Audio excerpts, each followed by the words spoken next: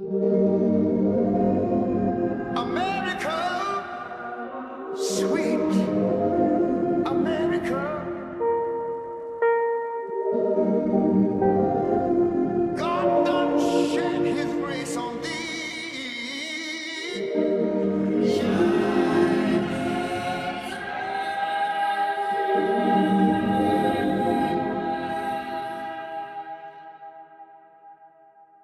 Hello and welcome to another Hindsight episode of Reflector. I'm Andy Mills, and I'm here with Matt Bohl. Hello. And joining us today is staff writer at New York Times Magazine, researcher at Yale Law School, co-host of Slate's Political Gabfest, and one of our favorite reporters, Emily Bazelon. Emily, thank you so much for doing this. Hey, thanks for having me, and thanks for the nice compliment. I aim to flatter you because I am a fan of your work. Always wise at the beginning of an interview.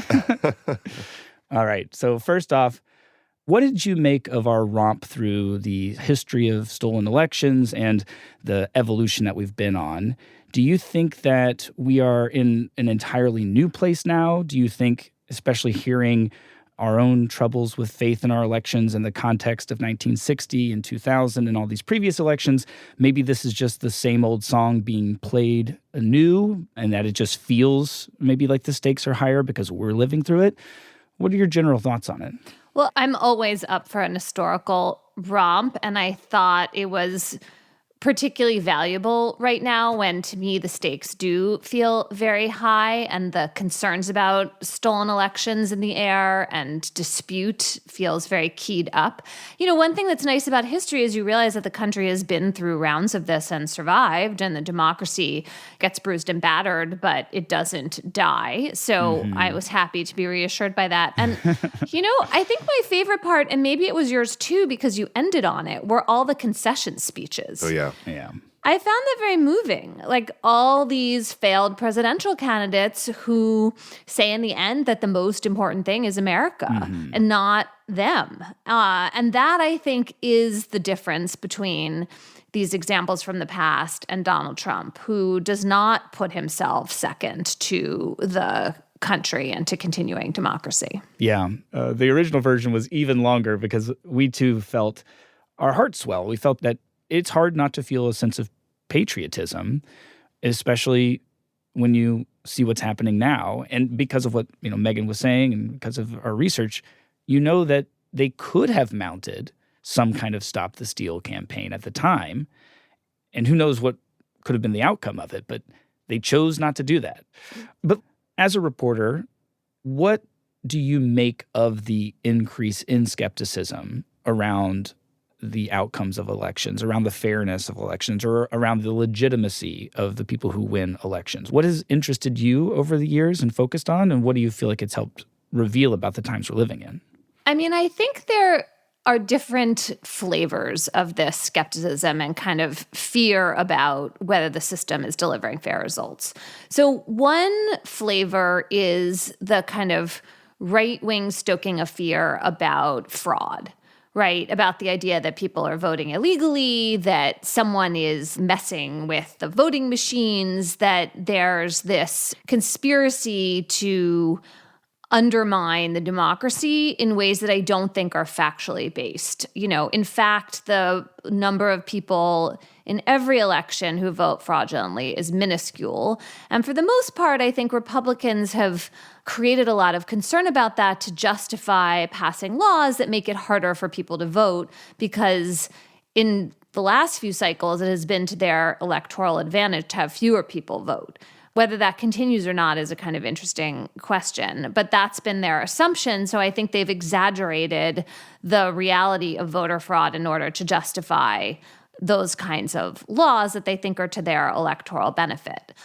Among Democrats and on the left, there is concern about the laws that make it harder for people to vote, and a kind of question about various interventions by the Supreme Court that have added to that concern. So if you go back to 2013, the Supreme Court issued this decision called Shelby County that really undercut the Voting Rights Act and the protections in it and have made it easier for state officials to close polling places and take away access in other ways.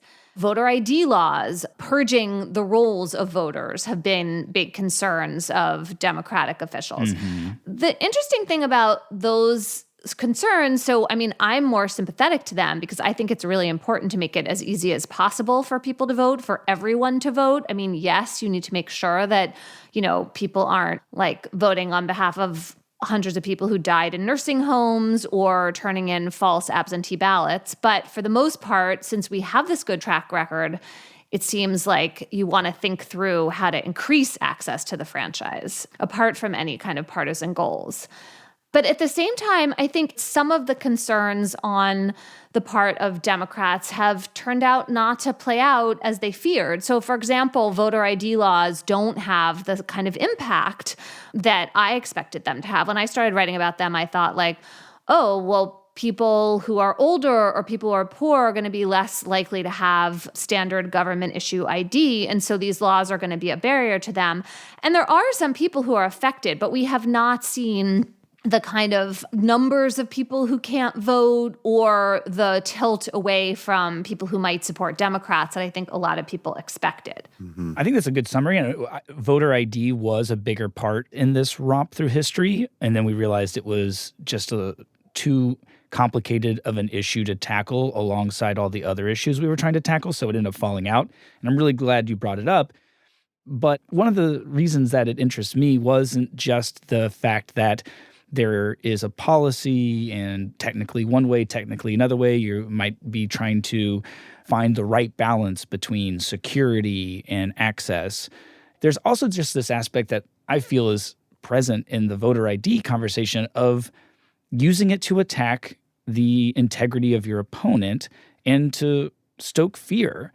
One thing that I hear a lot from people on the right is that if we don't have these voter IDs in place, you're going to have all these people who are illegally voting, and that's what the Democrats want. They don't want voter ID because now the illegal immigrant, this person who in their mind is definitely going to vote for a Democrat, now can do so unlawfully. While as on the left, there's oftentimes people saying, no, this idea of voter ID, this is specifically trying to make sure that poor or voters of color, they'll often say, are not going to be able to vote because they don't have access to an ID.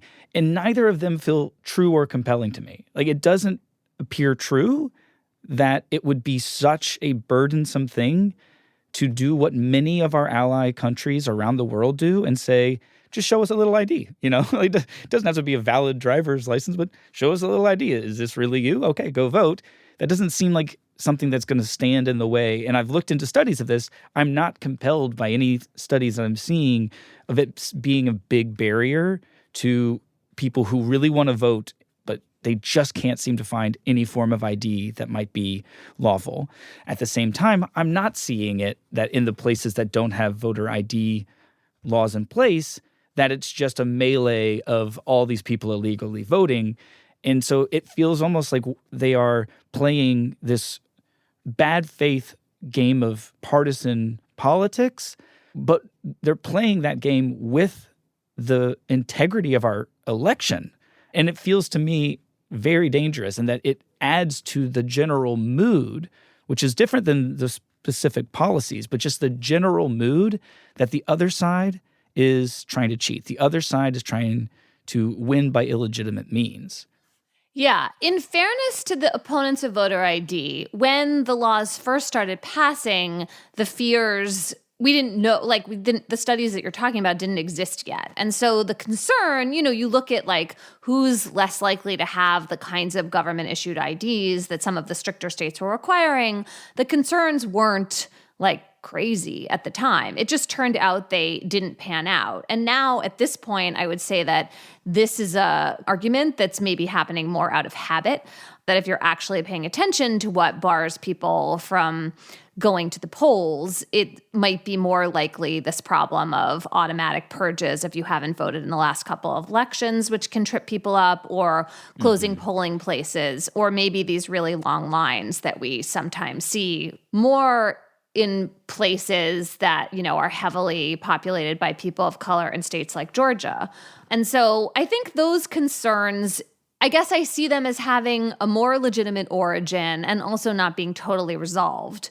Whereas, the accusations that vice presidential candidate J.D. Vance has been making lately that the Democrats are trying to make it so that, hordes of people who are in the country illegally can vote. That's just completely not true, has never happened, and would be very hard to pull off logistically. I feel like people forget that about stealing elections, that, especially when you're talking about in-person voting, the chances that you're going to get the number of people in place to, storm the polling places, it's just super unlikely. And that's why, and you guys did cover this, if you're going to actually mount a scheme, people do it through absentee ballots. Again, doesn't happen very much, but just a more plausible scheme to pull off, right? That you could just check lots of boxes if you could get your hands on lots of ballots. Yeah. Well, that's actually a great transition into another aspect of our elections I wanted to ask you about, which is, what do you feel like is the balance between the protections that are in place for the integrity of our elections because they're so decentralized, because it's run by different states? It would just be so hard in our system to mount the sort of election stealing that a B action movie might imagine could be pulled off. But at the same time, that complexity can also add to a sense of I don't understand what's going on here. Is everything fair? Why are they counting ballots at this time? And why is there such a different system in place in this county than in this county? Is someone trying to cheat? How do you understand that balance between the perks of having a decentralized system and the maybe ways in which having such different ways of voting in different states and different counties and different precincts might add to a sense of distrust in the populace? I think the benefits of the federalist system are greater than the problems of mistrust. I think the decentralization is generally a feature, not a bug, as long as you have some kind of basic protections in place, which I think federal law does provide, this sort of baseline of access to the ballot. I think you're right, though, that different rules in different states create concern in the minds of voters, especially when skeptical and media that's overplaying those issues really gets going. I do think one thing that happened in 2020 that caused a lot of mistrust was states changing the rules of the game along the way. And there were reasons for that, right? It was COVID. And so states were trying to make it easier to vote absentee by mail and giving more of a grace period for people to return those ballots. But whenever you change the rules of the game along the way, you create questions about who's benefiting and who's losing and why they're doing it. And while it seemed to me perfectly reasonable because of the pandemic to make these changes, I was struck by how much suspicion arose as a result. And, you saw this in some of the Supreme Court opinions from Justice Alito, for example, about Pennsylvania, this absolutely key state in 2020. Well, why did they make it easier for people to return vote by mail ballots? And was this something that was, done to benefit President Biden and other Democratic candidates? There's just a lot of distrust stirred up over that particular case. And I do think that's something to watch out for in 2024, those examples. One thing I'll also say on behalf of our decentralized system, I have lots of complaints about the Electoral College. I mean, I really cannot imagine we would create the system from scratch where we only care about the presidential votes of 6 to 8 states. And then it's just ridiculous. And to me, as a person who doesn't live in one of those states, infuriating. But one thing that happened in 2020 was that because there were a number of states in which the vote was close, but President Biden won, it proved impossible for Trump to mount the kinds of political challenges to the legitimacy of the electoral count state by state that could overturn the election results. However, if it had been only Georgia or only Arizona that the Electoral College turned on, you might have seen ways in which it would have been easier for Trump to really undermine the certification of the election by targeting a smaller group of Republican officials. And I don't think we've really fixed that Achilles heel in the system. Yeah, I was at a family reunion, and I talked to some poll watchers that were in Wayne County, Michigan, which is where Detroit was. And I think it'd be fair to say that they were conservative, Yes, very Republican. suspicious poll watchers in the 2020 election. And, what struck me was, one, what they were describing in their county was very confusing. They didn't even quite understand what they were watching, it seemed like, as they were trying to describe it to me. And two, they were in a county where they have felt for a very long time that their elections were a little suspicious, right? They have Detroit, which has had many problems over the past few decades, and they don't really understand the process that they're trying to watch. There was just suspicion aroused, and the distrust was just naturally there. And then when they see ballots come, because they see all these absentee ballots come in on the truck at 2:00 in the morning, and they think, well, what is that? I've never seen anything like that before. And it arouses suspicion, and then they can, watch the news, and all of a sudden it The idea escalates. that the opacity of the system creates a suspicion, especially when coupled together with a distrust of whatever party happens to be in power in your area. And if it's not the party that you belong to, you mix those two things together and you just get people who maybe are describing something completely lawful, completely normal. Yep. But when they describe it, a truck pulled up and they took all these ballots off. It sounds like, where'd those ballots come from? This is not fair. They're cheating. They're bringing these in. And it does make you wonder if, there is a way that we might simplify and uniform the system across the country into something not only easy for voters so that they maybe don't have to wait in those long lines, but then could easily be understood by skeptical poll watchers and people who, while they are still a minority, I want them to believe. I want them to know how the system works, to see the system at play, and to feel patriotic on voting day, not feel like they should go and tell all their family members about this nefarious thing that they saw. The ironic thing, of course, then, though, is if you centralize it, the claims of it being easier to cheat are just more credible because it's easier to cheat a centralized system than a decentralized system. Yeah, and also national oversight. I mean, think of all the criticism of the Federal Department of Education that people in local communities sometimes have. Right. I mean, I have to say, I have a lot of sympathy for local election officials who are doing a kind of thankless task under increasing scrutiny and suspicion and, in some cases have really suffered for it. And I think, look, whenever you're talking about a kind of basic local operation, probably whether it's public or private, it's not going to be perfect. Like, that's just not how people operate. So I want to make room for that and be generous about it. I wonder if some of the suspicion you're talking about is being fueled by gerrymandering and the big sort, by which I mean the way in which people tend more and more to live in communities of people with whom they share political beliefs. So as a result of these two forces, we have fewer truly competitive elections, right? Because a lot of states have created many state legislative and congressional districts that aren't really competitive. It's clear who's going to win because they've expertly distributed the voters. And that is more and more possible in the last couple of cycles as the, programming software has gotten more sophisticated to allow for this. And when you say this, what you mean is strategic gerrymandering. And I feel like this has become, sadly, something that most people know about, but just to add some clarity, this is when elected officials are redrawing the districts in a way to maximize the possibility that their party remains in power. And I believe at least the folklore understanding of where the gerrymandering comes from is that it looked like a salamander when you would look at the district, where at one point in time it may have been like a logical square, circle, oval, rectangle. They now are looking like salamanders because you're dipping down into this area, but you just want the people on these few streets because you, for a number of reasons, believe that they are more likely to vote for your party, and you want to make sure they're all together, and that both parties have increasingly engaged in this in recent years. And it feels unfair, even if it's lawful in some cases.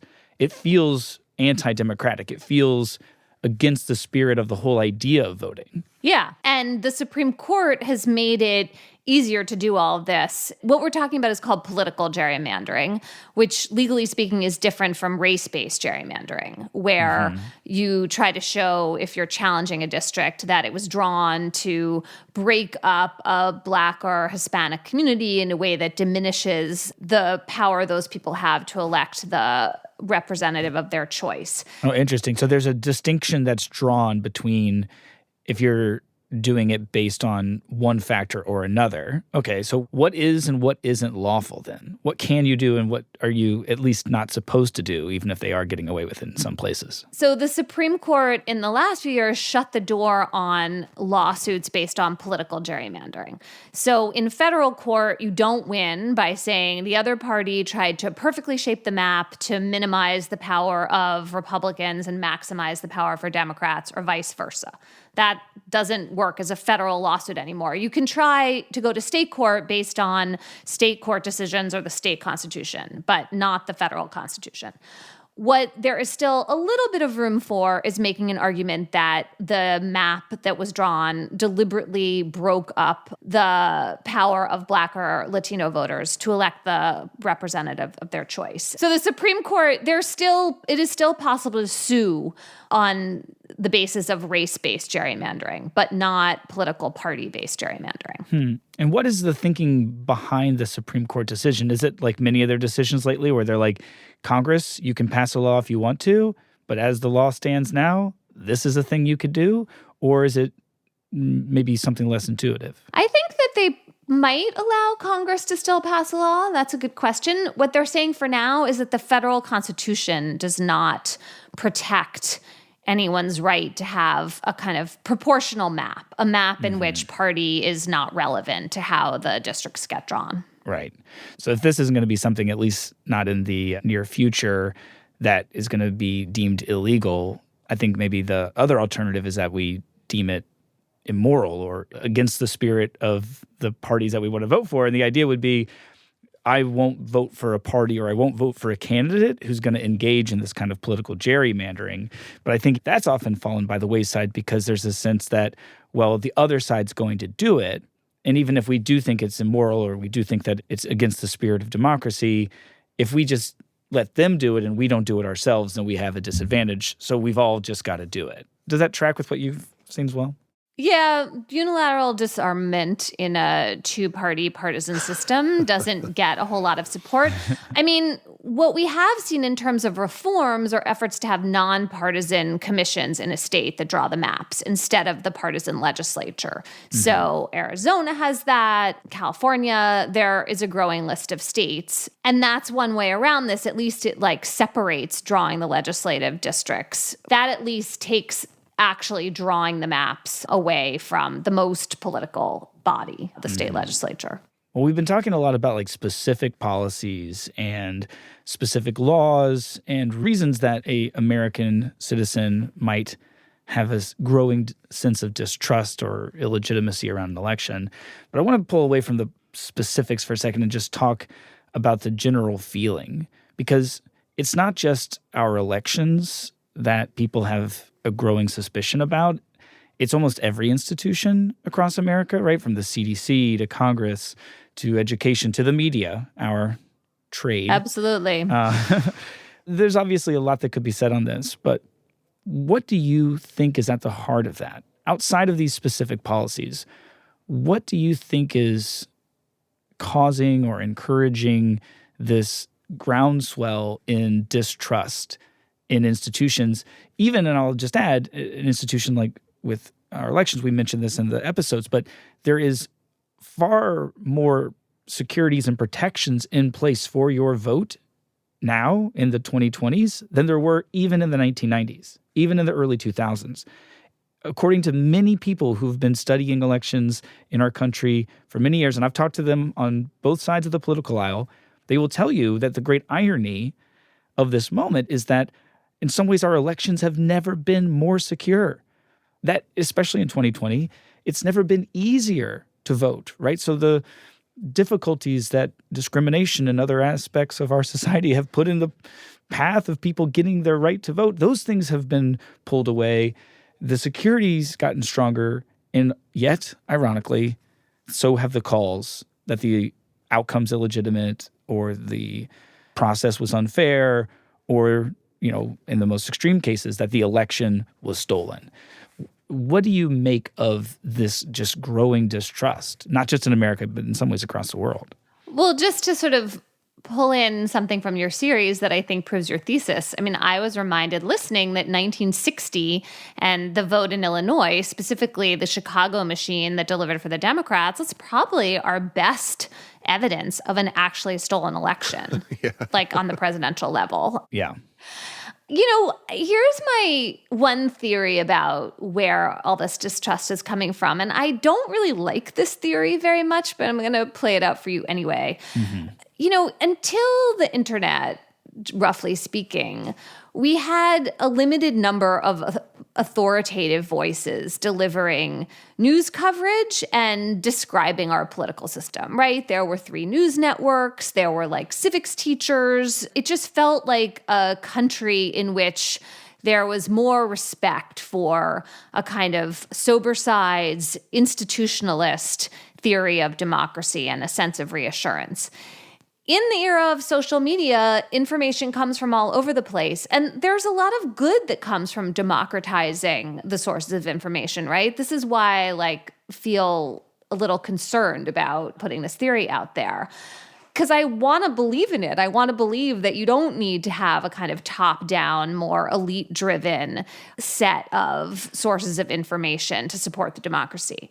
However, you can't help noticing that when these kinds of conspiracy theories take root, they seem to kind of often bubble up from social media influencers, and then they kind of go through this cycle, where something will start online from a commentator like Dan Bongino, and then it'll go to Fox News, and then it'll hop back online because the Fox News clips, get tons of circulation on sites like Facebook. Mm-hmm. But I've gotten concerned about the ways in which people aren't sure what kinds of sources of information are themselves trustworthy. And it's not that I think that everybody should read the New York Times or that there isn't room for a multiplicity of sources. But when you really destabilize trust in the flow of information, you end up with a situation in which propaganda can really have a lot of power, and you're kind of on the way to being a country like Russia, where, one of the reasons that Putin has been able to remain in power is nobody knows who to trust and what to trust in terms of the flow of information. And so you kind of revert to having a strong man in charge. And I find that really unsettling. I'm not sure how to think about those different questions and tensions. Mm-hmm. Yeah, I think about it a lot. I was actually just having this debate with a friend over the weekend about whether or not social media, this far into the game, has it been more harmful than helpful for us as a society? And I stand on the side of that it's been more harmful.